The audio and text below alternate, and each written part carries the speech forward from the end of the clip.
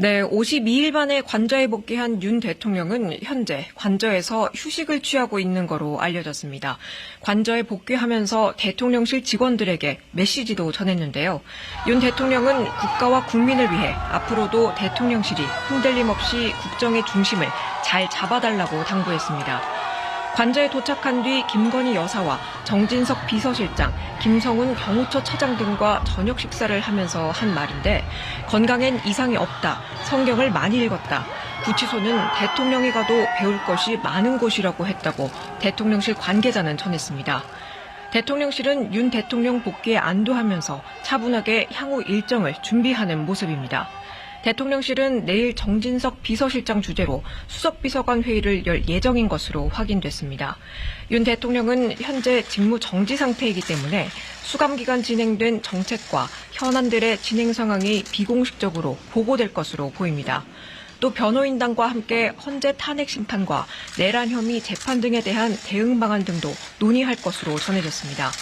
다만 윤 대통령이 수감 중에도 서신 등을 통해 메시지를 냈던 점 등을 고려할 때 대국민 담화나 입장문 발표 등을 준비할 거란 관측도 제기됩니다. 한편 대통령 경호는 그동안 김건희 여사 경호를 위해 관저 경비가 평소처럼 유지됐기 때문에 경비 인력을 보강하진 않을 거로 전해졌습니다. 지금까지 대통령실에서 전해드렸습니다.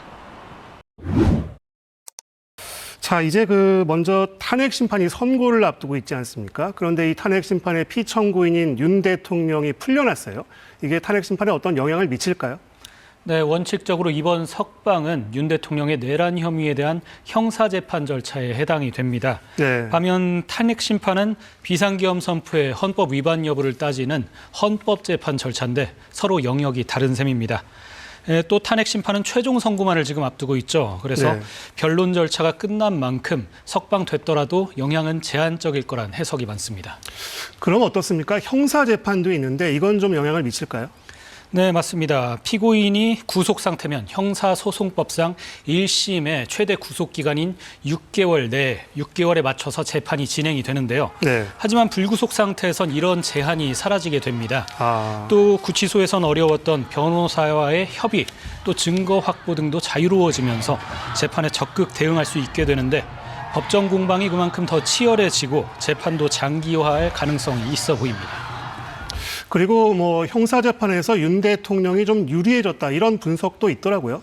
네, 이번에 법원이 구속 취소 결정을 내리면서 수사 절차의 명확성 그리고 적법성을 지적했습니다. 의문의 여지가 있으니까 해소하는 게 바람직하다는 건데요. 이 때문에 일각에선 법원이 절차 하자를 들면서 본안 판단을 안 하고 소송을 종결시키는 공소 기각을 할 수 있다는 주장도 나오고 있습니다. 반면에 이번 석방이 재판 과정에서 나올 수 있는 이 절차적 논란을 해소하고 가려는 법원의 판단이란 시각도 있고요. 또 헌재 파면 결정으로 윤 대통령이 형사상 불소추 특권이 사라질 경우에 다른 혐의로 구속영장이 재청구될 수 있다는 분석도 있습니다. 네, 잘 들었습니다.